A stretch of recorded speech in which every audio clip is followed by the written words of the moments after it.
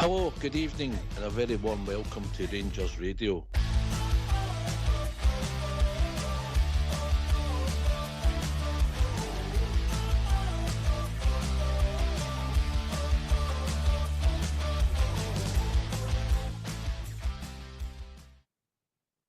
Hello, good evening, welcome to Rangers Radio. Join myself, Foxchair, on the show this evening. It's young Robert and young Southside. How we doing, gentlemen? Evening Ox, evening Southside. Good to be on with you, pair of yourselves. Aye, good evening, Ox. Good to be with me, Robbie Knight, and good evening to everyone listening on the YouTube channel. I think you've got a few fans out there. Is that Facebook? You've got fans, Southside. Oh, hate mail on Facebook, mate. I think they quite like me on YouTube, but Facebook, I don't think they're so keen. Aye, I know, mate. I know. I got some of the messages. One time, just a picture of those quick to phone in and get a point of view. Then you wouldn't have to talk so much, mate. This is true. It's a platform to come on and air your views. Some of you get more airtime than others, I suppose. Yes.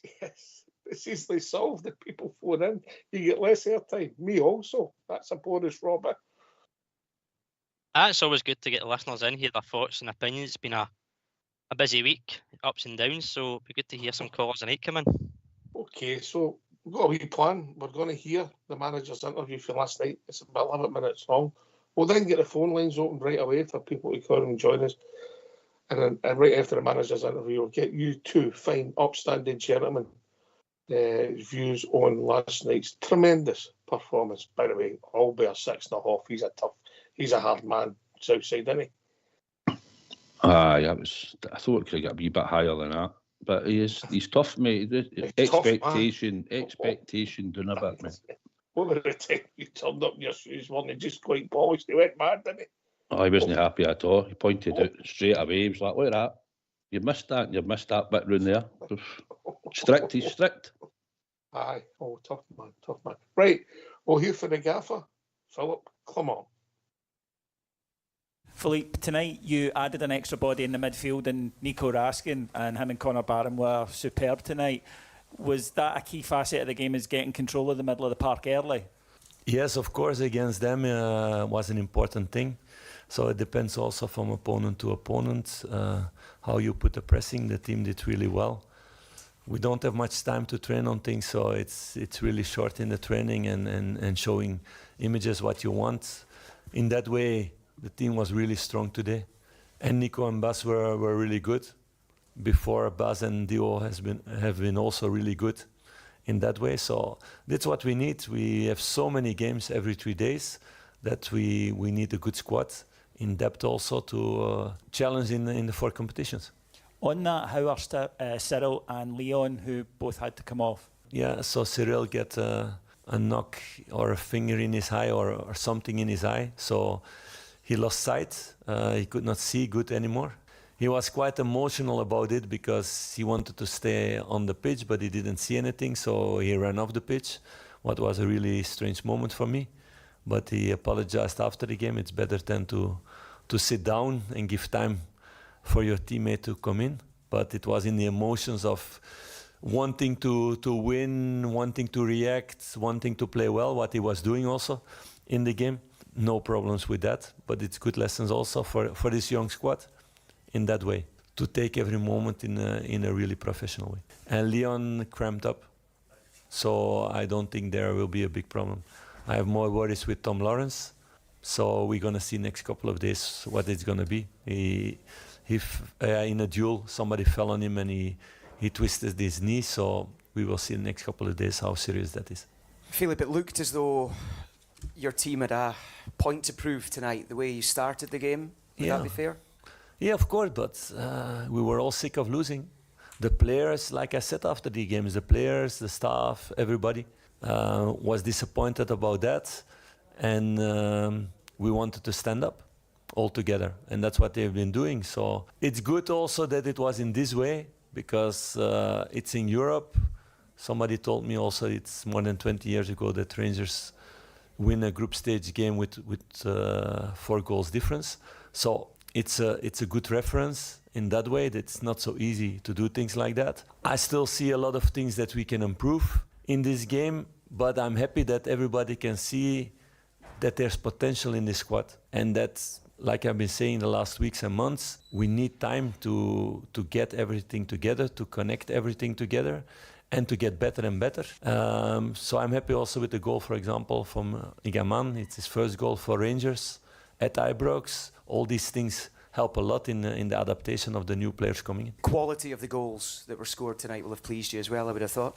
Yes, because you have a game plan and you want to find spaces. Yeah, we had one training, and to be honest, quite some things went wrong yesterday, so we had an extra meeting today about that, and the players did it brilliantly this evening on the pitch. And the more experience like that, the better they will recognize also the situations. So that's a work in progress, and I'm looking forward to the future with this squad. And I think a lot of fans will do the same now also. And it's about creating habits, it's about creating connections, it's about creating consistency with the squad to play at this level every game. So we're going to work hard on that. Philippe, the Romanian president was true to his word. He said he would play 8 reserve players effectively, and they did. Did you find that a little bit disrespectful towards this competition and to your team? I don't think it's correct, to be honest, that it were reserve players, because these players played also last weeks and last months. So then Nico Raskin is also a reserve player. So it's yeah. I don't want to talk too much about those things. I didn't go into that before the game. We focus on ourselves and how we want to play. So that's the only thing important. Philippe, the performance tonight, is that how you would like the team to look going forward? Is that the image of the team that you have in mind for this Rangers team? Yes, of course. And we had other games like that also. This season in Malmö, last season also several. But it's about creating this more consistent. And of course it depends also how other teams play, how they defend, how they press. So you don't have always the same kind of games. But to play forward, to play on the front foot, to be aggressive, to work hard as a team together, to keep clean sheets, was also important. And we have already several this season in that way. And to create chances in a good way, to score nice goals. And I think we scored a few very good goals today. You obviously spoke about Hamza there with getting his first goal. How excited should the Rangers support be by that, him getting off the mark? Or is it just... I don't want to start with these hypes again and talking or riding players into heaven, and then next week when he misses a chance to kick him down with his face on the ground. No, it's a young player with potential who still needs to learn a lot, but who shows the potential, and he was in a really good way in the dressing room.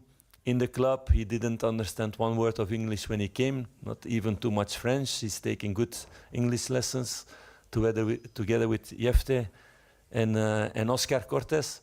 So it's funny to see them together also, to speak English. I, in moments, ask them questions in English, and you get some funny answers also with that. So these are young boys still adapting to this country, to this club, to everything, but really talented boys and who are going to be important for the future of this club, and who have the potential to make a next step later on, in a few years maybe, but then first they need to stay humble and to work really hard, and we with the staff will be on top of that. Philippe, it's turned into a terrific night for the team, for the club. How concerned were you in the first couple of minutes when they had the ball in the net before the referee overturned it? Yeah, it's not something you want to see in that moment. And Jack knows that also, but it's a fall on him, so it was not a goal, it's a clear fall. But you want to stay out of the risk of that situation. But that's also Jack, that afterwards he plays also a terrific game with his feet and with his hands, and he's very important for us. Can I also ask if you don't mind the Cyril Dessers thing? It's such an unusual situation, and I know you've touched on it. Is that something you've kind of seen before? A player you obviously weren't prepared for a substitution, and he's just brought himself off. No, I don't remember, to be honest. But Cyril is somebody who has such a big passion for this club, and he wants to give everything, every day in training, every game in that way. He felt he was really good in the game, and he was. And it's hard then to come off. And as a player, you can have an emotional moment. They're human beings. he will learn out of that. He learned already out of that because he came straight after the game towards me to talk about that. So, okay, I think there's nobody in this room who never had an emotional moment in his life. So Cyril had it. Well, luckily for him, all the cameras are on top of him at that moment. But so nothing done there. I hope we can get him fit for Sunday. That's my priority. Philippe, you're on 6 points after 3 games in Europa League. Are you happy with where you are at the moment? No, I'm not so fast happy. I would have loved to get points also against Lyon. We knew that was a really big challenge with all the quality they have. But we're on track. I think in Europe, you need to say that. And it's good to have a reference game like this for the confidence of the players, for their connection together, that they feel also where this story can go to, and that they get even more hunger and desire to become better as fast as possible, all together. How important is it for the players now to back this performance up on Sunday with a big win against St Mirren? No, not with a big win, with a win.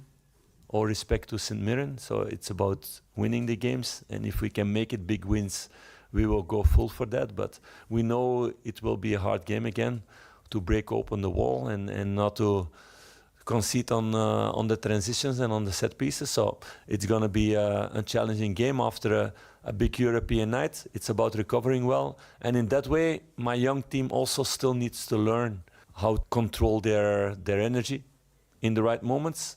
So those are again lessons to take out of this experience and to grow in that the next couple of months and the next couple of years with all of them. Last question. Philippe, you talked after the Lyon game about your team taking chances. You talked about Tavernier's chance in the early stages of the game, Czerny's chance in the early stages of the game, how important that was in terms of the final outcome. Tonight, players were a lot more clinical, none more so than Czerny. How important was it for him, a player that's been criticised at various stages? Who's not been criticised? Yeah, that's part of being at this club. But how important was it for him, particularly in the manner in which he took his goals tonight? No, not only tonight, also 2 weeks ago, straight after the Lyon game. And he had a big chance in Malmö also. He was the most disappointed person, I think, in all Glasgow about missing those chances, because he knows his quality. We know his quality also, but he has all my confidence. And I told him that moment also, that he has all my confidence because he's not only a really good player, but also somebody who's working really hard for the team. So it's really quality goal also with your lesser good foot to curl the ball in like that. So I want to see more and more of that the next weeks and the next months. That's a challenge. So we cannot be satisfied after this evening with, okay, we are there. This needs to create much more hunger to become better and better. Why don't you give us a call on 0141 356 1972. It's your show, it's your platform. Let's hear from you.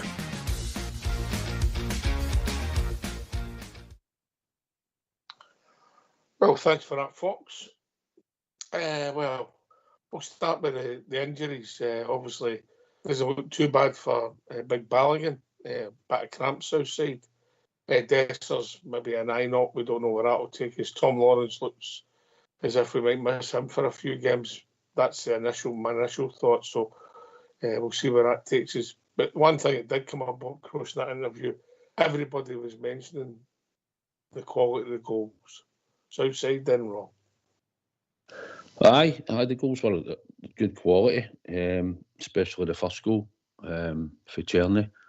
The minute it left his foot, I thought he'd got it away for the goalkeeper, you know. It was a good shot, and buried it well. That's what we're looking for. It was a good chance in the game. I think if you went back to if you want to leave Buckland to later, but the goals that we scored on the night were good. Get it in there, mate. Get it off your chest. I'll be honest, I thought it was a goal. When I was sitting there at the game, I just thought he made a right mess of it. And then I think he's probably thought, he used a bit of the dark arts, maybe, try to get down and say he was injured. I don't think the player made contact with him, I'll be honest. I don't. And I think and at the game, I didn't hear the referee's whistle either. So I thought it would have probably been overruled with VAR, but I wasn't sure. Then I find out later that he'd blew before the ball went into the net. But no, I thought he just made a boo-boo, Buckland or the other mate when I seen it at the time. But apart from that, I thought we done well, and a lot of players put in a good performance on the night, Ox. Aye. Right away, Rob. Goal for you, no goal for you. What's your thoughts? It's a goal, Ox. It's not a foul at all. I think if it happens at other end of the park, we are shouting for the goal all day long. You see the replay.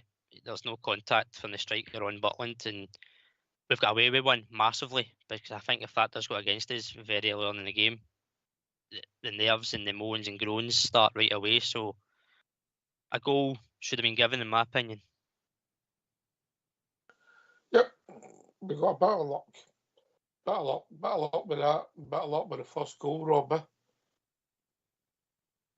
I first seen it, I didn't know how it actually ended up in the net until you actually see the replay again. It comes off of Lawrence's left foot, which kind of spins it away from the goalkeeper in the corner. And it's the smallest corners that you'll probably find in the goal, but overall, the kind of movement before it was well worked. As yourself and Southside have said, the quality of goals were high quality last night, and that kind of set us off from there on in.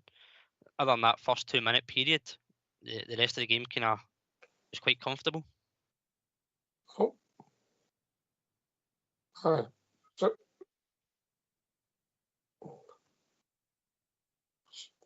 you're there, Southside? Yep. I didn't know hit his foot. Tom Lawrence, it looked a bit weird when he sort of hit it. Because I was looking at the goalie, thinking what happened there, because it didn't look as if it was a hard shot. But he'd obviously tried to put it right into the corner, but I didn't realise at the time until I seen the highlights at night that it actually hit his other foot as well. But it was a good move. If he meant that, he's worth 100 million, isn't he? Listen, it was good to get him there at the edge of the box. It was good to be flick over. Tav flipped over. Tierney took it down well and picked him out. But I was watching at the time when Rami made a run that he could have played him in, but obviously he had his eyes on Lawrence. And when he went in, it was one of these shots. He just sort of hit it, but it didn't look a lot of power. And the sort of goalie seen scrambling and sort of getting his hand taken. I think did he sort of put it off the inside of the post maybe or something? But it was good that it was that Tierney picked him out. And it was good that we had Tom Lawrence looking at the edge of the box to have a shot like that, and we got the fruits for it. We got a goal. Listen, mate, sometimes you need a bit of luck, and that was 2 slices of luck that helped catapult us to a good performance. Aye, it certainly did. It gave us all a lift into it inside the stadium, and then obviously Tierney gets the second one. But I thought that the midfield we battled, and we forced them into a lot of mistakes. We robbed them the ball quite a bit, but even the one with Tierney, it was working hard to get the ball, and then when he got it, he certainly finished it with aplomb for the second goal. He's running fit. It could be, but I think I've noticed that he's been pretty. I've had him doing this pretty too fitted, to be honest. Ops, he looks quite comfortable, even though I don't think he scored with his right foot until last night. I'm not sure, but he has looked comfortable. He passes weight and that, and he seems to be able to. I've seen him use his right foot quite a lot, though he's coming in off the left. But aye, it was a good finish. Aye, so then we're 2-0 up, mate, as you said, and we've got a lift. You could see a bit of confidence come back into the team. I agree with Albert last night. Wasn't a perfect performance, but the catalyst for the 2 boys in the middle of the park, their energy Southside.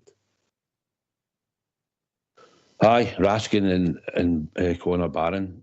Everything that you want to see after your 2 midfielders in there, we keep saying that we need to get close to players, we need to be harassing them, we need to try and win the ball back. And I think that's happened. I think they've done it numerous times last night, where they go in, and even at times that one would go in, the ball would be breaking, we'd have Raskin in beside them quite quickly. And even at one point, I remember seeing Yefty get in, it was there on the left-hand side, and we had Day2 in, and Yefty was going to try and nick the ball as well. So, aye, it was hard work, and the 2 of them, I thought, showed bundles of energy in that midfield for us. And it was a really good performance for the 2 of them in there. Yeah, what did you make of the performances, Rob? The 2 in the middle of the park? I thought the boys done excellent, Ox. The big thing I noticed was they were more closer together compared to what we've seen with Barry and Diomande. Set is going, once when tackled. If Barron missed a tackle, Raskin was right there behind him. A lot closer defensively as well as attacking. I know Raskin's been a bit kind of jury out on his passing, but I thought it kind of ruined the role we played last night, tidying up and just clearing the lines basically when needed. A bit of dig and fight, we done well. Certainly an option to keep that duo going forward as well. Oh, they're in possession for me. That was a decent performance with decent energy.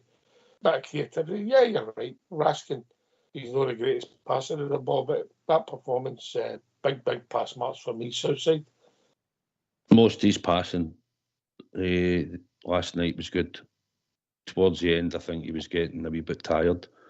Gave the ball away. I remember he sort of passed it just to a player about 5 or 6 yards in front of him. But as soon as he done it, he chased right after him and he was putting in a tackle to get it back. But I thought they two worked really hard. They stayed close together, like Rob's saying, I think. And it was a good performance. I think they shot them doing well. And you've seen the way they were flying into tackles.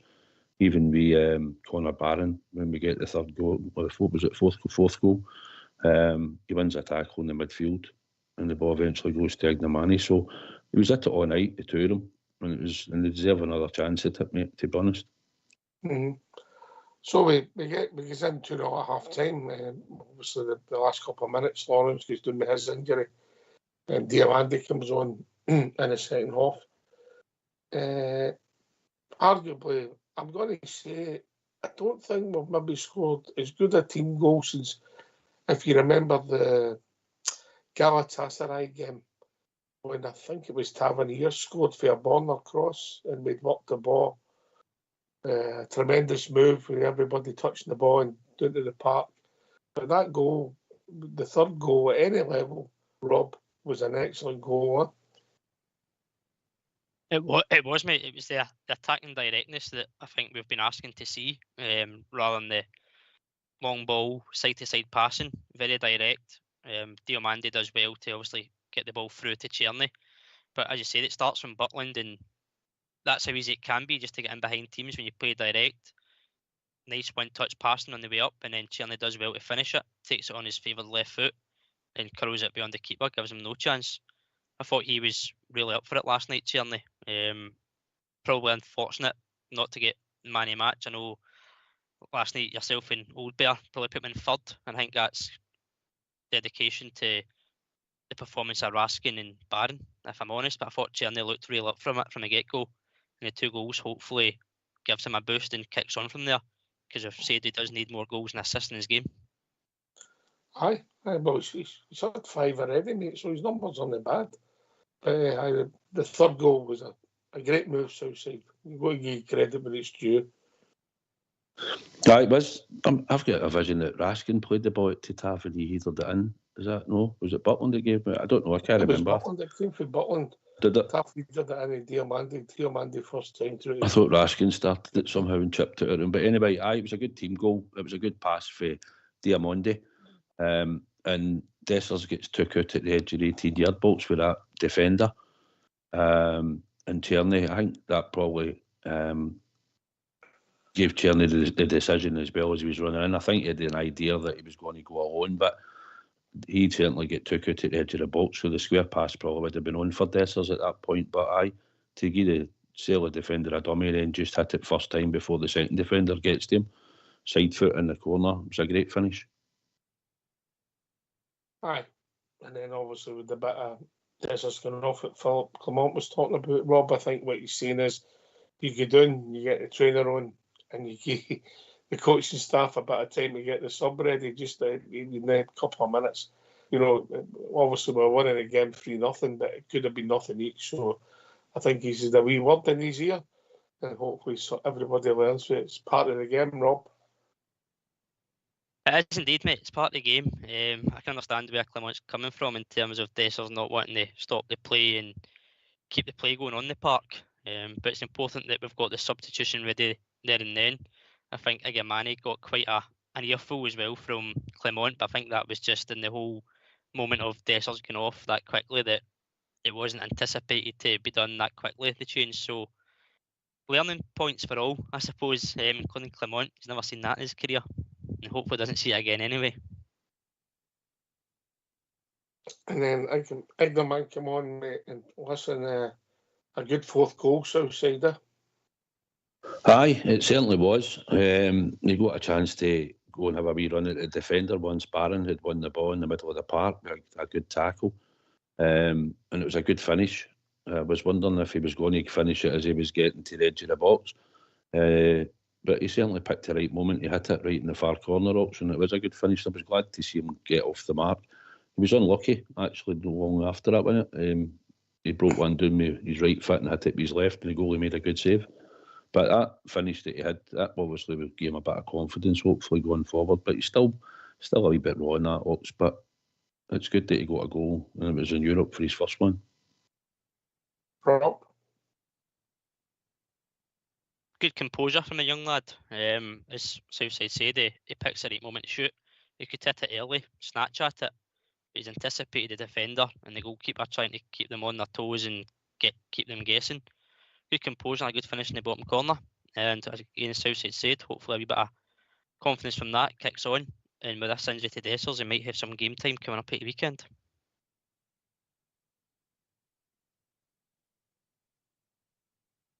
Boys raw, but listen, you score goals. It doesn't matter what you do, you'll become popular. It looks as if he's got something. Does he also look ready? I don't know, Southside, but we'll see. We'll see. It's up to the manager, isn't it?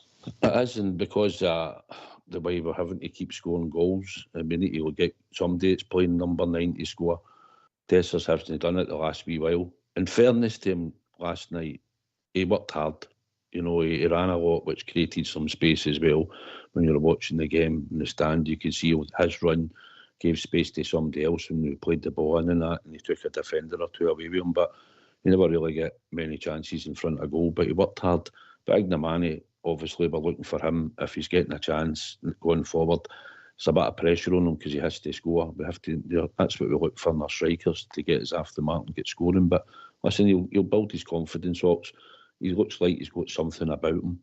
And it's just about manager will put him in when he thinks it's time's necessary, or less he's no option. If Dessers isn't fit Sunday, then you'll probably find that he'll start.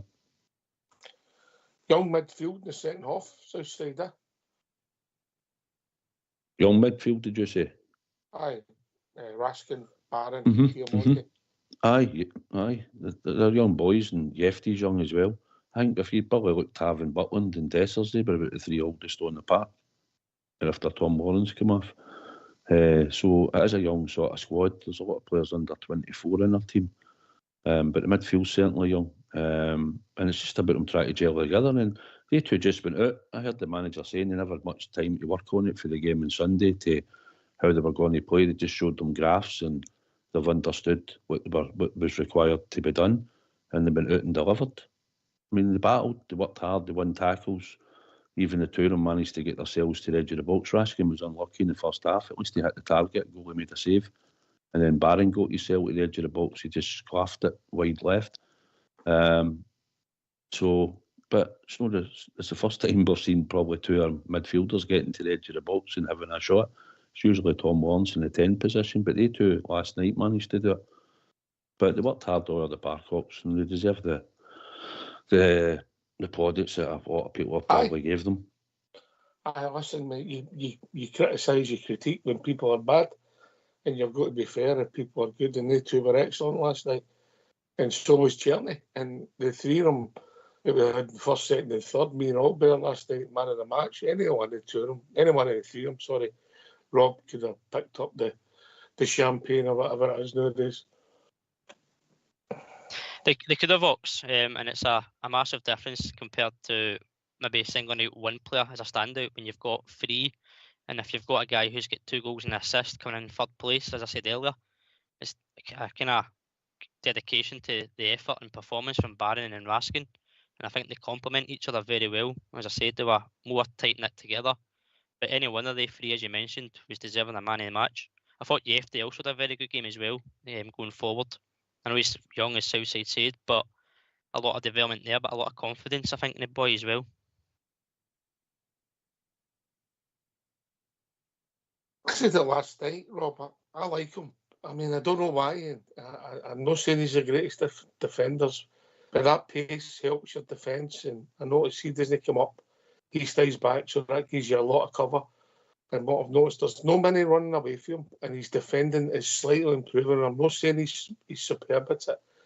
If he can just cut out the small errors, like when he get caught in the ball in the middle of the park, it can happen if you don't get a shout. But however, his pace is a big asset. Rob, then Southside.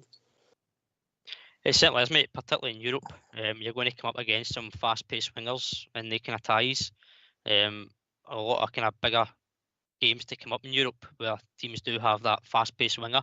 And I think you'll see how quickly and how much he's learned so far in a defensive aspect. But when he does get forward docks as well, he does like to drive forward with the ball, cut inside as that inverted fullback. So a lot of development still for him. But I'm with yourself. I like him. I know Yilmaz is coming back fit. He's got a massive task to try and get a start because Yefty's done no harm since coming into the team overall. Southside. I thought he did a decent game last night as well. I thought it was one of the ones I would have said was not far off. Like when I was thinking, well, Barron and Raskin stood out, and obviously Czerny. So I thought Jefty was in there, but maybe not just as high a mark as him. But I thought he did a good game. I thought he done well sometimes on the touchline last night. They were sort of tight wee passes, and they managed to play them out. And then he moved into midfield and he took the ball back like 1-2s. He looked quite comfortable with that. He's got the pace, like you say, that he can get back. Sometimes positional wise, we've seen against Lyon he get beat by a better winger as on the night. But listen, he's good going forward as well. He seems to want to come inside. I noticed that they were giving him a bit of a chance and he drove inside. So I thought his performance last night was really good. And he's obviously learning and developing, and the more the sort of defence sort of stays together and can play together, it helps him as well. So it's good going forward, Docs. I think he's been decent now sort of for the last wee while, and I think he'll grow and become a really good player in time, hopefully. Aye, okay, all right. Right, come and join us, 0141 356 1972. It'd be interesting to see if you agree with us in the. But to be fair to say, the men in the match should be giving it a joint effort. Is that the consensus, Rob? I don't think there's much difference between Barron and Raskin. I think if you give it to any one of them, there would be no argument. So we'll give it to both of them. They can share it. Southside, happy with that? Nah. No? Nah. Because the game's a game of football. They two were outstanding, done their job, but we've got to go up the park and score the goals. And that's what wins you games. So Czerny for me. Shading it just, but I'm just going with they done their job in midfield, but his job up front was to create and score. And he scored 2 on the night. So your performance is all about your shooting at the end, is that what you're telling me? Always about performance and shooting, isn't it, when you're up that end of the park?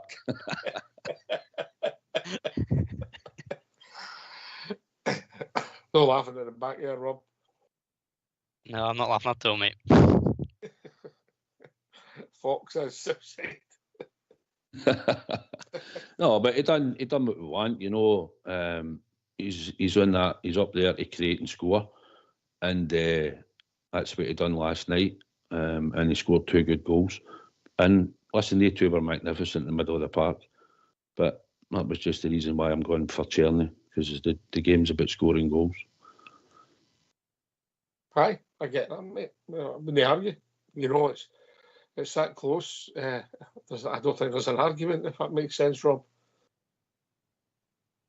No, there's no. As you say, the boys done their job midfield. Czerny done his job with the goals and assists.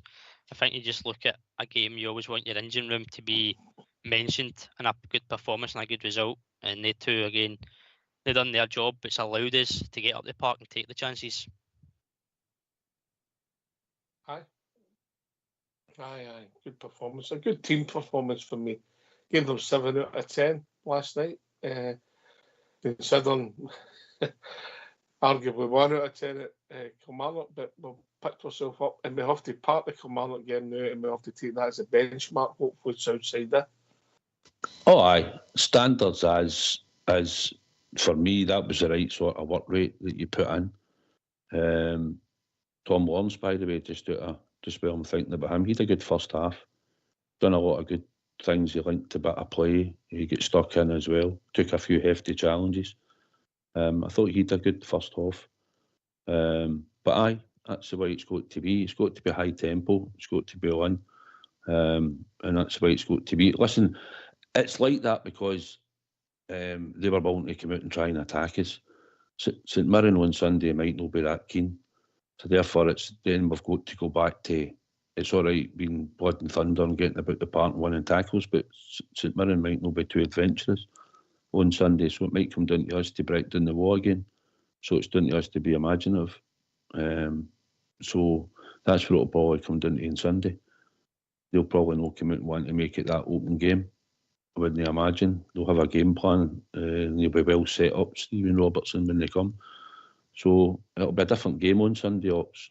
But we need the high tempo. We need high tempo and that sort of physicality. That's what we need to start with anyway. And hopefully we'll win the battles that will get us the chances to score the goals. High tempo with the ball, without the ball, Robert. Exactly, mate. Out of possession, got to keep that kind of high press up to win it back in key areas and kind of mount attacks from there. With the ball, you also want to be fast flowing attacking. Southside said St Mirren might not set up that way to come and go the way they opened up last night. So you can only play the game that's in front of you. But certainly last night, it is a benchmark.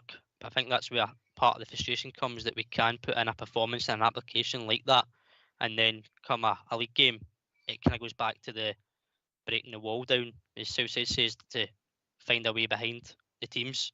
And it may be that there is more passing side to side to try and get them to come out a wee bit. But certainly as long as we are taking our chances and being a bit more clinical like we were last night, there should be no issues on Sunday.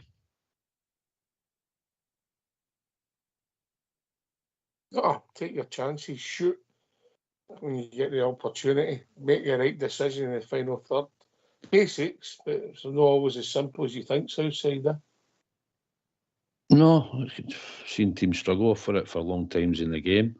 If the other team's well set up, but we need to find a way on Sunday.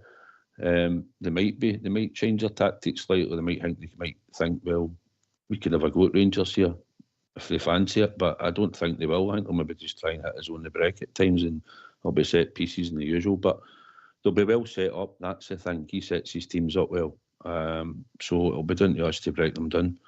Obviously, Tom Lawrence will probably not make it, I would imagine, who has been hitting the back of the net for last night and in league games.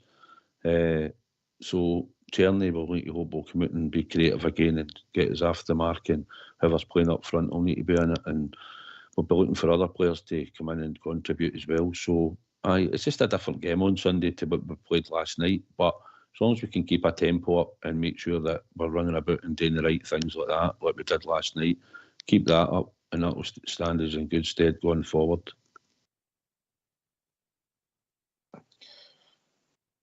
I don't disagree with any of that, Southside. You know, some people might be saying you're talking for too long, but that was very nicely put, if I say so myself.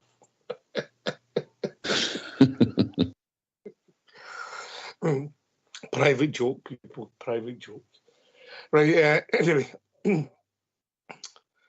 Rob, the manager's had a lot of criticism, and rightly so. And rightly so. But when that happens last night and they play like that against a team that's at a higher level than most of the teams we play week in, week out. So you've got to say, well done to the manager. Now, is everything else forgotten? No, it's not, but it's a springboard, hopefully, mate. Yeah, right. You've got to give him credit where it's due. He obviously made some changes last night. Obviously, bringing in Balogun, Raskin, kind of brought a bit of freshness in the defence and midfield. So that's two decisions that he's made from Sunday, looking at the game to where we can improve. two good performances from both players that have been mentioned. So he's changed it in personnel. We know he's not going to change tactically the way he sets up, but you've got to give him credit that he's managed to identify areas that are been a concern from the weekend, made an improvement and got a reaction and a performance and a great result. I think if you asked anybody before the game, you probably wouldn't have got many 4-0 shouts in a performance like that. So credit where it's due. But now, as we always say here, that's in the past. We park that and we look forward to Sunday, and that's where he has to keep that momentum going and the league form improve, obviously with that benchmark from last night. But you've got to give him credit for getting the tactics right last night, the substitutions as well, bringing on the likes of Diomande. I thought he didn't do too much in the game other than the assist for Tierney. Introducing Lovelace was good to see as well, using the youth players. And then Igamani as well. His substitutions were probably done at the right time last night as well. Obviously some were enforced with injuries and whatnot, but the personnel that came on done their effort as well, and a good performance, and didn't kind of look a bit weakened, if anything at all. They looked the same level.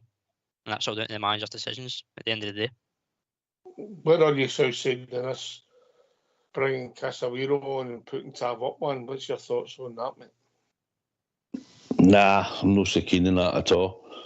Tav, a few years ago, going up one, when he was doing, where he was influencing games and stuff like that. But no, I thought if he was making the change, he should have still made the change. But he's doing it now, and that's the manager's decision.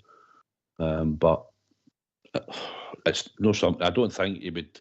I don't ever see him starting with Casemiro at right back and Tav playing up one in a game. I just don't see that. Just think it'd be a waste. I've never thought Tav's a midfield player, mate. I think his whole game was based on running in late and having the game in front of him when he was going forward in midfield. Sometimes you have to take the ball with your back to the goal, and it's slightly different, Robert. You know, that's all. That's my take on it. I'm the same at Southside. I think if a few years ago, you probably could have got away with it when he was kind of at his peak in terms of his pace and whatnot, his contribution in terms of goals and assists. I think now, if you're bringing on a defender to push Tav up into the right midfield, and you still look at your bench, you see the likes of McCausland and Sterling, who has played in the wings before as well. You kind of question what's going on with they two if they're down the pecking order, in a sense that it favours Tavernier going forward more. I'm not a big fan of it myself, but I'm the same as Sue said. I don't think we'd ever see the two of them starting with Casemiro and Tavernier down that right side. I think it would be one or the other. So I think the questions for me would be, why is he not looking at the likes of McCausland and Sterling?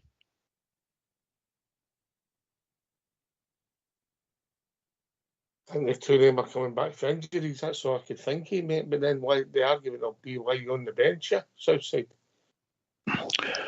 Aye, listen, they could have flung on. Well, obviously the way the subs went and the injuries and that, he was forced into making certain subs. But aye, even Cole McKinnon's a midfielder. He's on the bench every week, so he must be deemed, unless he's just there to fill the numbers up, as Albert would say. But technically, he's a central midfielder, or he can play right in midfield. He's been played in Europe before because Clermont brought him on and used him, and he didn't do any harm that night against Betis. I think he booked a shot. It was heading for the goal as well, and he competed well and he done everything that was asked. But he was on the bench, so he could easily have come on even late on. But the way he made the subs, he made them. But I was surprised when Sterling was on the bench because he said he'd been struggling for fitness and he was omitted for the squad the week before. But unless he was just on to fill the numbers as well, with probably no prospect of coming on, Ox, I don't know. But Tav up one all the time, maybe late in a game, if he wants to do something like that, he might find it will work. But I don't believe he would ever start like that. Casemiro right back and Tav up one. What's your take on Casemiro, Robert? Certainly looks a player. Again, he's another player with bags of speed as well. I think he's got good potential. I think it's just trying to find game time for him. I know a lot of people say, well, we could easily go in at right back if we drop Tavernier. I think we're at a stage now where we know that's probably not going to happen anytime soon. Maybe play centre back depending on Balogun and Propper's fitness at the weekend. But I like the look of him, Ox. He likes to get forward. He's got a good engine on him as well. Looks like a good powerful unit as well. So early days still. Just needs to get more game time and we can actually have a proper look at him. But from what we've seen so far, a young boy with lots of potential and confidence in his ability, defending and attacking. Never met the young man. Never heard much about him. He doesn't look like he's a relaxed confidence outside there. No, he looks comfortable. He looks too fitted, very comfortable, got a burst of pace, and looks as if he knows about how doesn't seem to get worried about any times. Even the Malmo game, he had players running about him and he was just easily playing it back or even knocking it into the middle. He looked comfortable even with somebody coming towards him. Although I think he played out of position, but I know he plays there for under 21s or whatever. I think he was a right-sided player. I think when we bought him, I was imagining that's what he done, played right central defence or right back. But I think we'll probably have to, with the amount of games we've got coming up, as I keep saying, Tav surely can't play the next 3 games in a bounce. So I think I think you might drop Tav on Sunday and maybe play the boy at right back. I think it's a game that you can do that. But no doubt he probably won't. But with Aberdeen coming up on the Wednesday night in the game we've just played on last night, I think we should probably look at a couple of players here and there just to make sure that come the Wednesday, we're at home against St Mirren and we'll have to do a lot of attacking. I don't think they'll bring a lot to the game up front, so I think it's a game where you could maybe put a player in or two at the back. You could play them with a view that we need to go full tilt on Wednesday night against Aberdeen. Well, the benchmark's there, Robert. That's the benchmark. It is, mate. It is. But as South has said, it's a different game, different prospect that St Mirren will pose. But we've got to take the confidence and the positives from last night and take them into Sunday. And as I said, play our game in their half and hopefully come away with the 3 points. And if we get a lot of goals in the game, say 3 or 4, it's a bonus. But 3 points is vital come Sunday. It sure is, mate. It sure is. It's all about the 3 points, Obviously, kind of turn the clock back to Sunday. It's gone, but that kind of game is all about 3 points. Yeah, we want loads of goals. We want to play well, but yeah, priorities are 3 points outside, isn't it? Aye, listen, the team's put a big effort in last night, and most of the players will probably pick to go again, and then they're going to be picked again to go again on Wednesday. So this is what normally happens. But he might be able to make 1 or 2 changes if he feels he has to, just to keep the team fresh. And obviously, Tom Lawrence is going to be out on Sunday, so there probably will be a change in that position. But aye, it's that you try and keep a wee bit of the continuity with the squad, and if it's going to be Barron and Raskin, as long as they come through the game on Sunday and they're fine, it'll be they two will go again on the Wednesday against Aberdeen. But you want their energy levels to be up. Aberdeen will be a different game again because they'll come at us. So the game on Sunday is about us probably having a lot of the ball, having a lot of the possession, and it's about us trying to open them up and make sure that we can create chances and put the ball in the net. If we can get a 2-0 lead at Ibrox, then we can maybe start to see how the game pans out. But if we score 2 goals, it makes it harder for the opposition, and then we can try and add to it. So on Sunday, I don't think St Mirren I think they'll not be too adventurous. So I think it'll be mostly down to us on Sunday to make sure that we can create chances to get the ball in the back of the net. Put it in the net. Put it in the net. Rob?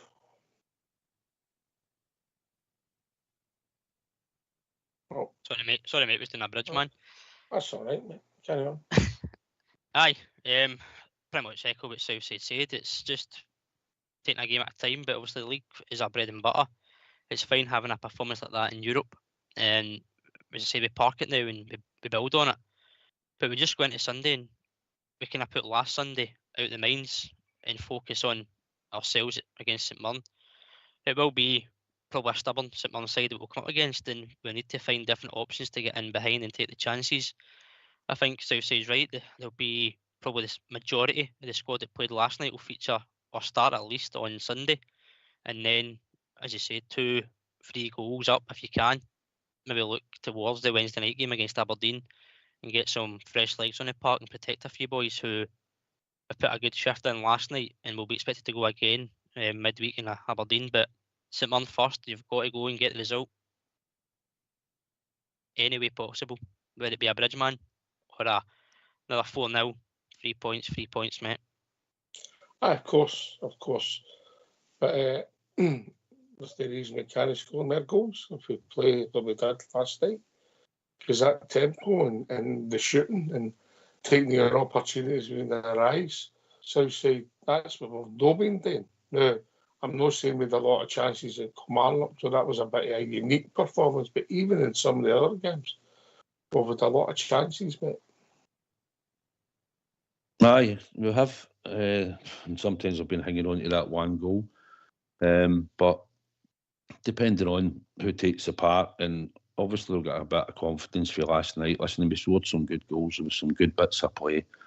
But like I say, they'll probably camp there. But at the end of the day, it's down to us. If we just keep plodding away, eventually I'm sure we'll be able to get a goal or two, and then we can see where we go for there.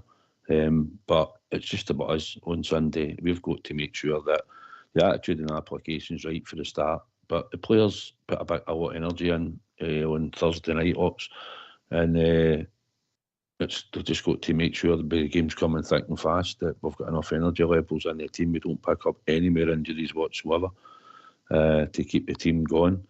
And but Tierney, obviously, I would look, if we could get a few goals up on Sunday, there'd be certain players I'd look to try and change. But depending on what team he starts, that'll give me his options from the bench later on, who's coming on and that and who's no. We'll obviously look at that as well. But I'm just looking forward to Sunday, hoping that we'll play well again like we did on Thursday night. We'll keep creating chances and we'll be scoring goals and we'll get the 3 points, and then we'll just, all systems go to Wednesday at Aberdeen.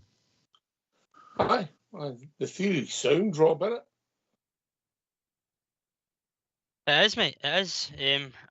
Again, we spoke about it on the show previously. I think it was Monday night, where we looked at the contribution from other players in the park about chipping in and getting goals. Tierney obviously get the double last night, so you're looking at him taking a bit of a catalyst in terms of a forward-minded player contributing. Tom Lawrence obviously scored last night again, but as Southside said, it sounds like he'll miss definitely Sunday, maybe a few more games. So you're hoping for your attacking players like Bajrami, Igamani if he starts, or Dessers to try and get the goals, and an overall team performance to try and chip in some more goals, essentially, mate. But it's the theory is, go and win on Sunday, and then you move on to Wednesday, look at last night, build on it. But, as I said, different game, different opposition, but you've just got to go and focus on us and find the strength to get in behind and get the 3 points, and that's another game out the way. Aye. It's going to be interesting to see who's no fit and how he approaches it. Southside, that's going to be real interesting. Young Lovelace, come on, did he get enough to challenge for the weekend?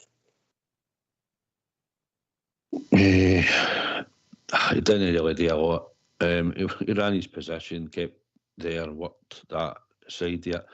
He didn't really go on the ball much. He made a couple of passes, but he didn't think he was that involved in it.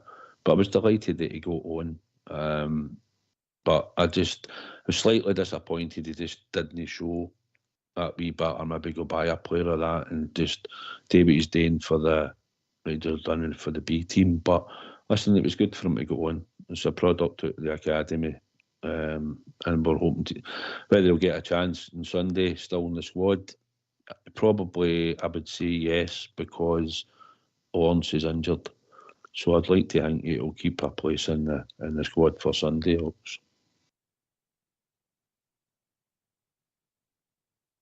We'll see. We could do a competition for places, couldn't we?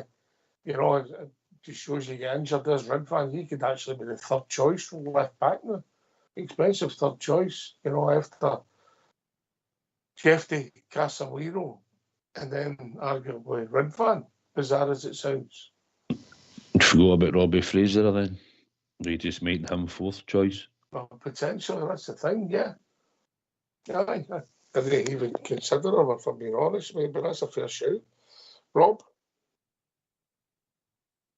Competitions for places is always healthy, mate. It pushes the person who's got the jersey and it pushes the person vying for the jersey to be better. It's always healthy, as I said, to have somebody breathing down your neck. And if we have got injuries or suspensions, whatever may come up, that somebody is there waiting in the wings. And as you say, Bielma is coming back from injury. He's got a long way to go in terms of being match fit again. But as you said, he may be facing being third choice, and it's up to him in terms of his attitude and his application and training to try and make the manager make a decision. As I said previously, I think Yefte has got the shirt for me. I don't think Yilmaz is going to come in and put Yefte on the bench. So it is an area where you've got numbers. Other areas of the department might be a bit light with players, particularly in the kind of wide areas. But the more players you've got that can play these positions, it's healthier, as I said, and it makes the team stronger in a way, Ox, that if somebody is having a poor performance or it drops a level, that somebody's there to come in and not look out of place and not let that level of team performance drop either. Aye, there was some good performances last night. Southside skill in the match, but Jamie's nutmeg. That was no bad, wasn't it? Aye. A good view of that one. I don't know if you noticed that one, Rob. I did, mate. He is quite a skillful player. The touch that he done against Leon as well a couple of weeks ago was exquisite. Just took it out the air. I think the only thing we've maybe asked for him is just to see him more central, to be a bit more that kind of flair and linking up play he's got. But maybe with the injury to Lawrence, you might see him moved in to that central area.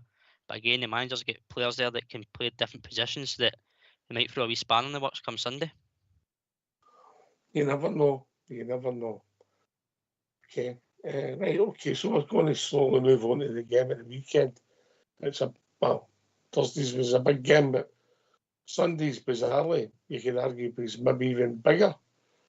Southside. Well, it is bigger because it's our bread and butter and it's the league. We need to make sure we get back to winning ways. Thought last night's just your wee bit of gravy you get when you go into Europe. It was a good performance for a team performance. So you're hoping that they'll take that into Sunday now in the league ops.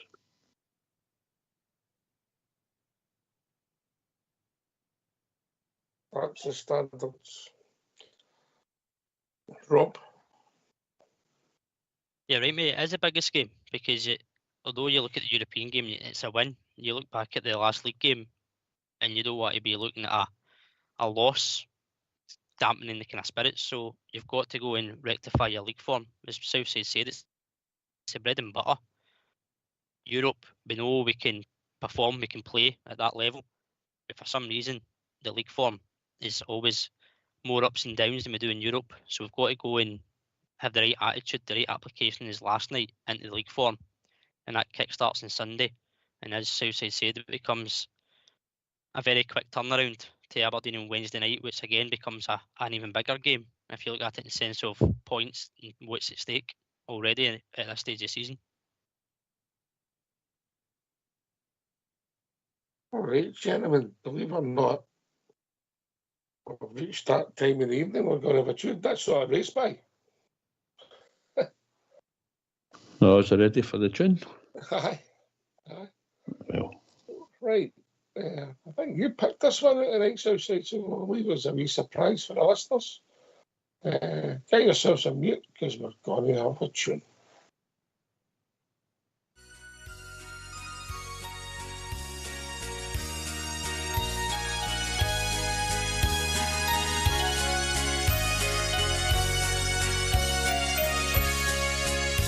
Tonight I dream about my maiden city. I'll go back to the days I spent there as a boy. I dream about the friends I left behind me in city, Londonderry on the foil. Well, my mother, she writes to me here twice weekly, and she tells me all the things are going on, and she tells me of the bombings and the shootings in my city, Londonderry on the foil. But tonight I lie upon my bed, I'm dreaming. I am dreaming of the friends I left behind, and I dream about my sweetheart and the fountain in my city, Londonderry on the foil. But once more I'm coming home aboard the steamship. On Loch Foyle once more I'm passing by Culmore, and I see those old grey walls still firmly standing there round my city, Londonderry on the foil. I can see the old cathedral, it's still standing. I'm not far away, the old memorial hall, and I see the crimson banner, it's still flying over my city, Londonderry on the foil. Over my city, Londonderry on the foil.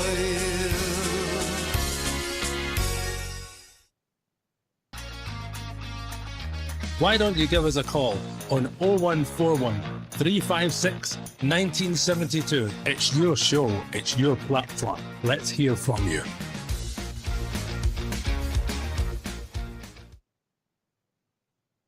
All right, Mrs. Allbetter, we're going to wee waltz to that one, Southside.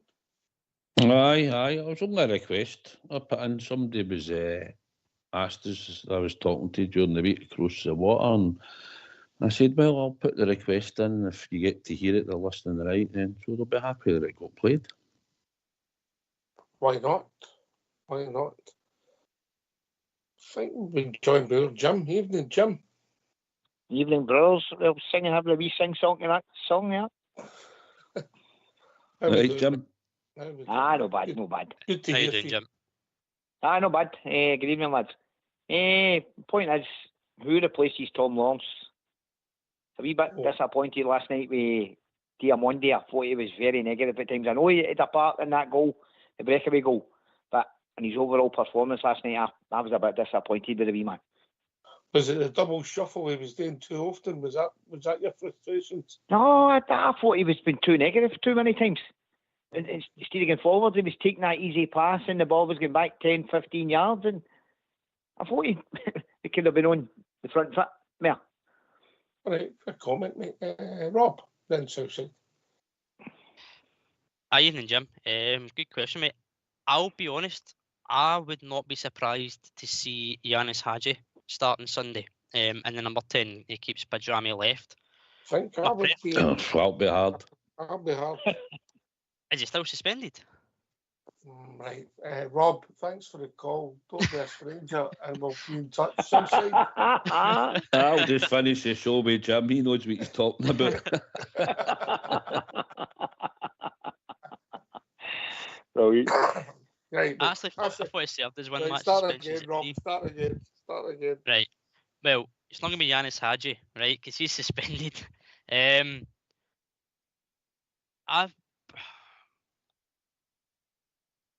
Badrami goes into 10, and I think he probably does put Diomande either left or he keeps him there and puts Diomande in the middle.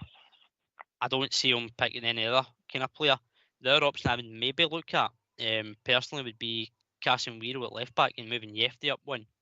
But it's that left side we've got with these injuries of Cortez and Matondo that leaves us a bit kind of short on that side. But I would try and get Bajrami central as a personal opinion.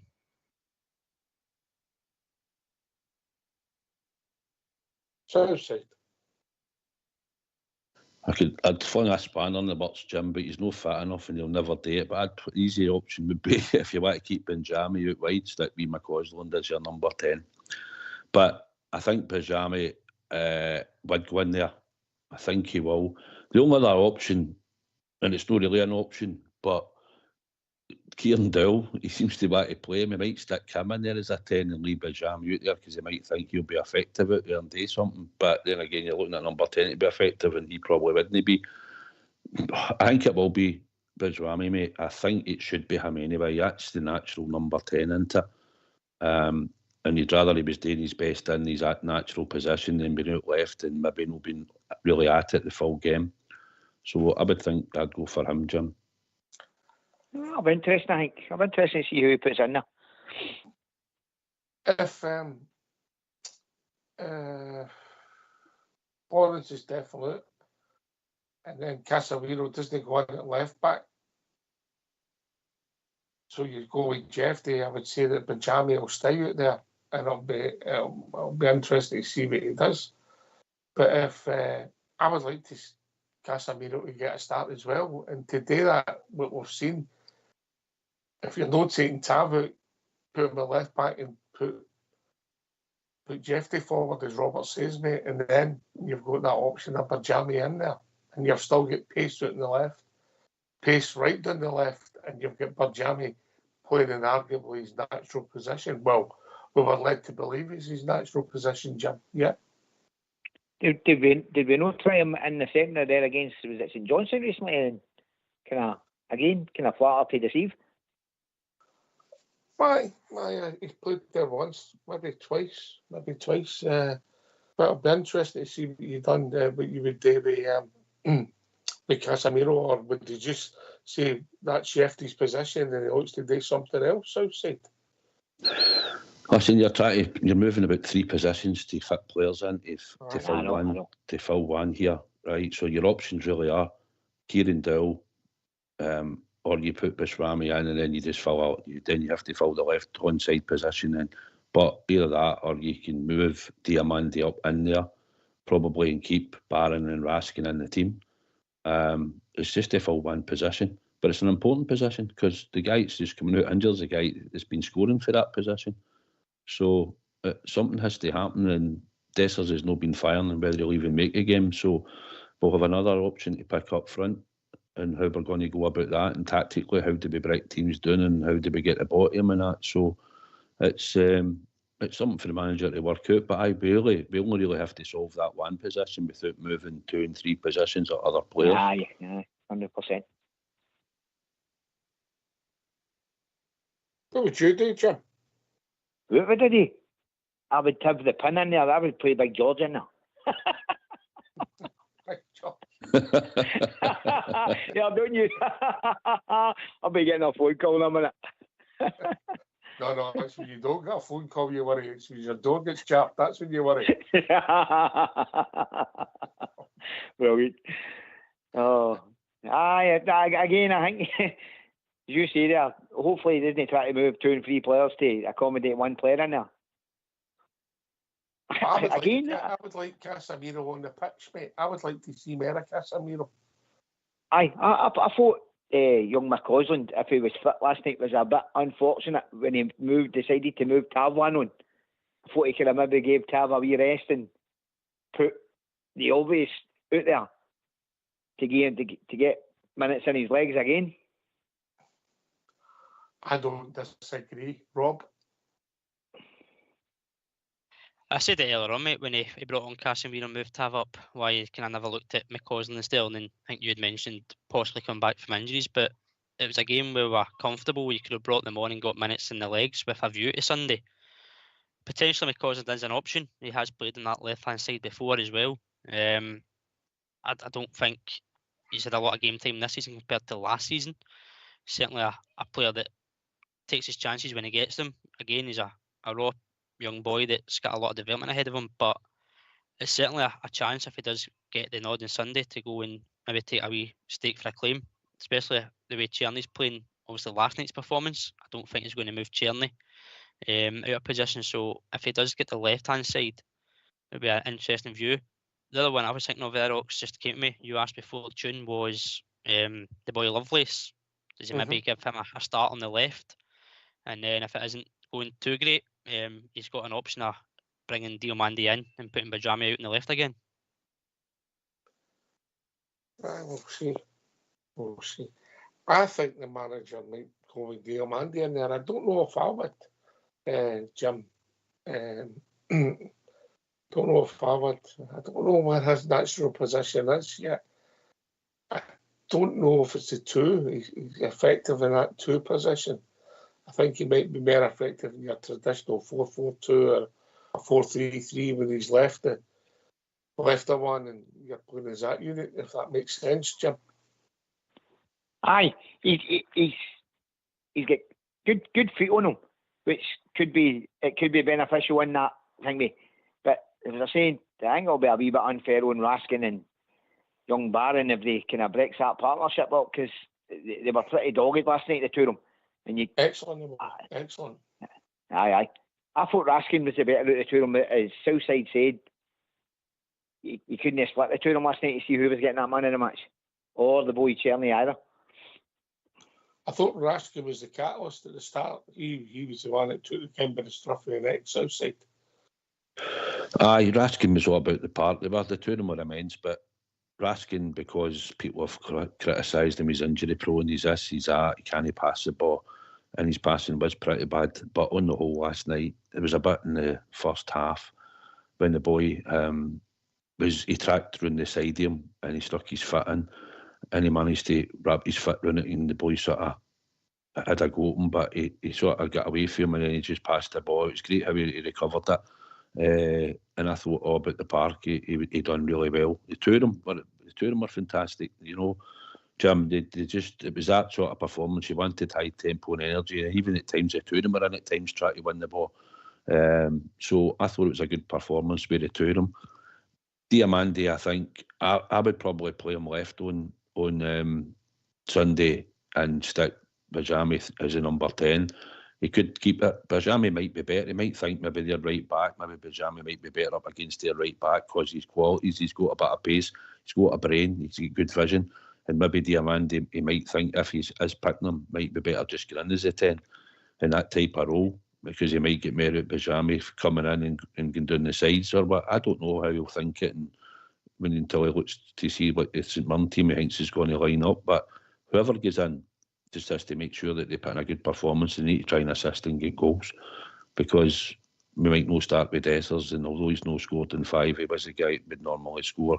Lawrence is not playing, and they two had been hitting the net. Apart from that, the only other one that stepped up lately has been Czerny. So we need to make sure that whoever's playing on these positions, if we're going to get goals or assists, to make sure we win the game on Sunday. Did you see that result coming last night, Jim? I never. I thought probably not, but what a difference in a team when we pick the pace up, isn't we? There really is, and that's what the frustrating thing was at the weekend there. You know, I think we're a far better team when we pick that pace up and we play at that pace that we played at last night. And even against Leon, the first quarter now against Leon, we came out with that same kind of pace, had the chances and didn't take them. It's fine margins playing at this level. You punish me. Southside's always. Oh, big time. Aye. And you, mate, you know. You always get punished in Europe when you're slack. And old Jack Butland can tell you that for last night, Jim. Do you know what I mean? Got away with one, but when you watch it back again, the guy did actually catch the inside of his feet, I think. So, Jim, you were the ref. You blowing for a foul there? If I seen him kicking him, aye. All right. Your striker goes and done that. You're looking for a goal. Again, as long as he's not fouled him. That Rowling mob must have been going nuts last night at Tally Gainer the decision, eh? That's the first bit of luck I've had for a while. The 2 bits of luck last night. The Lawrence sort of left and right foot for his shot, and then that bit, and then obviously the bits of luck give the springboard to a good result, and hopefully that's a springboard to really start the season, Jimmy. Aye. Well, fingers crossed. But everybody, it was just out of pure frustration last week. Everybody, wasn't it? Aye. There's a way of losing a football game, and that I know. How do you think the atmosphere was last night, Ox, listening to it? Did it sound loud on the telly then? It didn't sound bad, mate. It didn't sound bad. I know you'll get something to say on it, but I was talking to a guy who was taking up several seats in the court one last night, and he was saying he thought it was a superb atmosphere there, but I suppose when you've not been to many big games, I mean, I think it was... I know I'm probably the same person that was trying to take credit for picking the team. And we said I picked that midfield. I did reply. You were on Tuesday, I was on Monday, and I picked that mid team. All through my life, Southside, self-praise is no praise at all. Correct. I thought the atmosphere was a bit patchy at times last night. Patchy? UB were singing... Elaborate. Is patchy a code word for crap? I didn't think it was great last night, if I'm honest. UB, maybe because they're further away from me slightly, it sounds as if you can hardly hear them at times, no? Mm-hmm. But listen, I've heard that Copeland sing. You've heard them usually games in Europe, forgetting even the UB's in there, they would normally drown out anybody else. It starts, they get the cries, no surrender. That was the song they would batter out before every European game, straight away, as soon as kicked off. It wasn't like the whole stand, I thought the Copeland was singing last night, because it wasn't as loud as it would normally be. Certainly the Brimlin joined in a couple of times, with Albert's favourite song.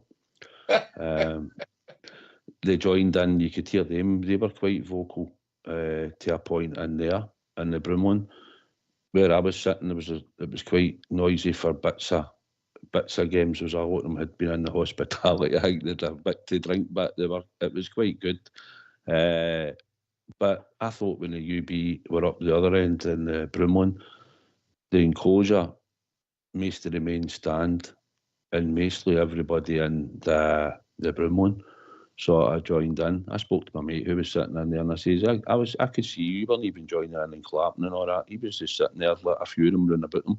He felt as if some of the sections away from the UB in the front weren't joining in a lot of the times with the songs when I was looking across, because there's a lot of clappy versions and stuff, and there wasn't a lot of horn clapping on either side at times. But I just thought the atmosphere could have been a lot better last night, especially when we got a good result.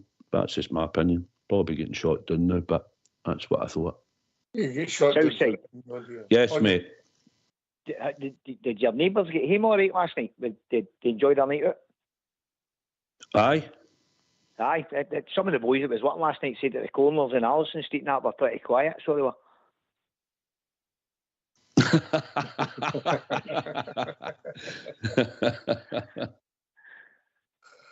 Aye, how things have changed, Jimmy. They gave a fair wee support with them last night, didn't they? Aye. They get home quicker than everybody else. Aye, probably did. Jim, well, you've not been on this week, and you're always fair in your criticism and praise, mate. Where are we, mate? Where are we? Aye.